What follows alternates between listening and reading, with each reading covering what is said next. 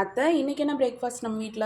இன்னைக்காப்பா ரொம்ப ஹெல்த்தியான முருங்கைக்கீரை, கருப்பு உளுந்து, பச்சைப்பயிறு, தேங்காய் பால், பூண்டு, சீரகம்லாம் போட்ட ஒரு சூப்பரான கஞ்சிப்பா. இது ப்ரெக்னென்ட் லேடிஸ்க்கு கொடுத்தா ரொம்ப நல்லது. உடம்பு வலி, கை கால் வலி, இடுப்பு வலியெல்லாம் உடனே பறந்து போயிடும். சுட சுட சாப்பிட்டா சூப்பரான கஞ்சி. எப்படி செய்யாதுன்னு பார்க்கலாம் வாங்க. வச்சுருக்கோம் இப்போ 50 உளுந்து, 50 கிராம் பச்சைப்பயிறு கழுவி வச்சுருக்கேன். கொஞ்சம் இதாக இருந்துச்சு, அதனால கழுவி வச்சுருக்கேன். இது நல்லா வறுக்கணும்.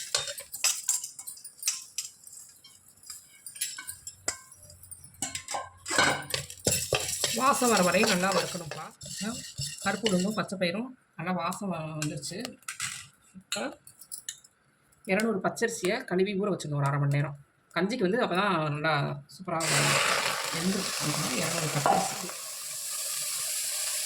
ஒரு 1/4 டீஸ்பூன் வெந்தயம், தேங்காய் வந்து ஒரு அரை மூடி. 200 அரிசிக்கு 100 பருப்புக்கு அரை மூடி தேங்காய் பால். இது வந்து 2வது பாலில் வந்து ஊற்றலாம்.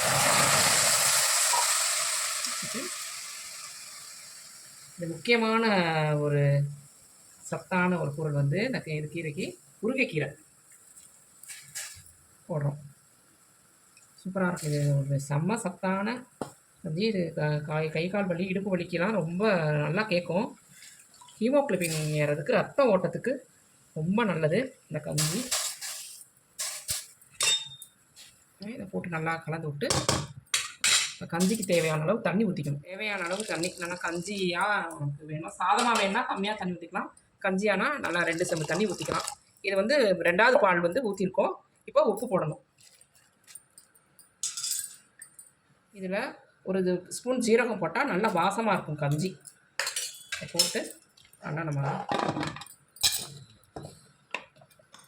5 விசில் வந்துருச்சுப்பா. பார்க்கலாம் எப்படி இருக்குன்னு. தண்ணி 2 செம்பு தண்ணி ஊற்றியும் சாதம் மாதிரி ஆயிடுச்சு. அது மாதிரி ஆயிடுச்சு. சீரகம் போடவும் எவ்வளோ வாசனை, செம்ம வாசனையாக இருக்குது. இப்போ பால்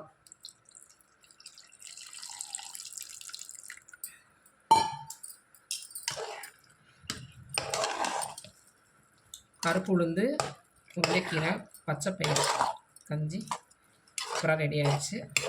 நல்லா மணமாக இருக்குல்ல, சூப்பராக இருக்குது. இல்லை வேணா நமக்கு ரொம்ப இன்னும் தனியாக வேணும்னா கொஞ்சம் சுடு தண்ணி வச்சு ஊற்றிக்கலாம்.